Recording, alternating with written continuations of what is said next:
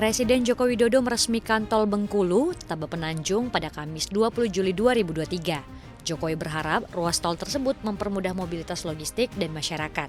Jokowi mengatakan total panjang yang telah selesai 16,7 km.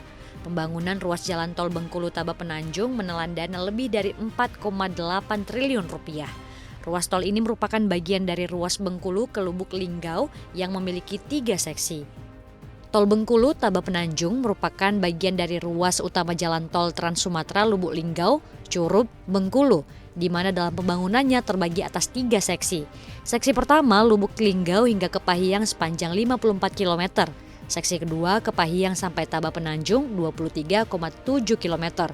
Dan seksi ketiga Taba Penanjung sampai Bengkulu 17,6 km.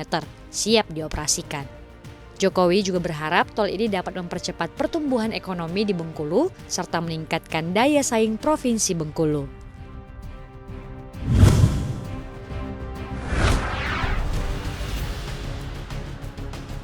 Dalam upaya menyikapi bahaya El Nino yang berdampak pada kelangkaan pasokan, Bulog ditugaskan menambah pasokan dari importasi.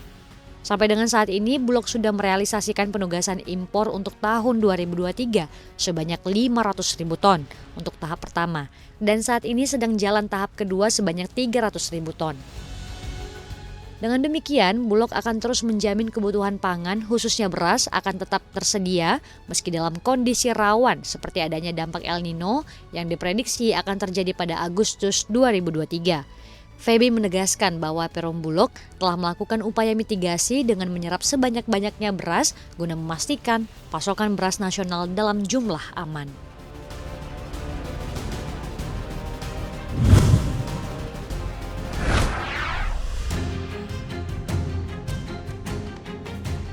Pemerintah tengah menggenjot program hilirisasi di tanah air terhadap komoditas bahan tambang mentah, salah satunya boksit.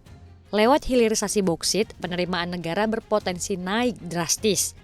Menko Perekonomian Erlangga Hartarto menyatakan, dari hilirisasi boksit nilai ekspornya akan naik dari 21 triliun rupiah menjadi 52 triliun rupiah. Potensi besar ini sejalan dengan Indonesia yang merupakan penghasil boksit terbesar ke-6 di dunia dengan total kandungan diproyeksikan sebesar 1 miliar metrik ton. Erlangga menyatakan, dulu boksit warawiri di tanah air hingga akhirnya kembali ke RI sebagai engine block dalam bentuk mobil.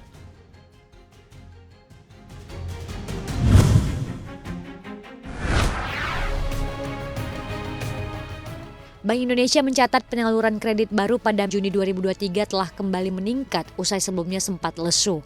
Hal ini tercermin dari nilai saldo bersih tertimbang atau SBT penyaluran kredit baru sebesar 94%. Direktur Eksekutif Departemen Komunikasi Bank Indonesia Erwin Haryono menjelaskan nilai SBT ini jauh lebih tinggi bila dibandingkan dengan kuartal sebelumnya yang tercatat hanya 63,7%. Erwin menjelaskan, pertumbuhan kredit baru tersebut terjadi pada hampir seluruh jenis kredit, kecuali kredit investasi yang sedikit lebih rendah dibanding kuartal sebelumnya. Pada kuartal 3 tahun ini, Bank Indonesia memprediksi permintaan kredit baru masyarakat Republik Indonesia masih akan tumbuh terbatas dibandingkan bulan sebelumnya. Hal ini terindikasi dari SBT perakiraan permintaan kredit baru kuartal 3 2023 sebesar 86,3%.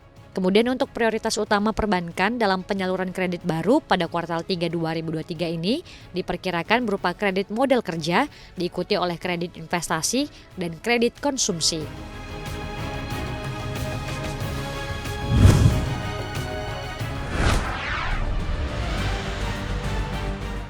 Sekretaris Jenderal PBB Antonio Guterres mengungkapkan bahwa 3,3 miliar orang tinggal di negara gagal. Negara gagal itu dikategorikan sebagai negara yang membelanjakan anggaran negaranya lebih banyak untuk membayar bunga utang ketimbang untuk belanja pendidikan dan kesehatan.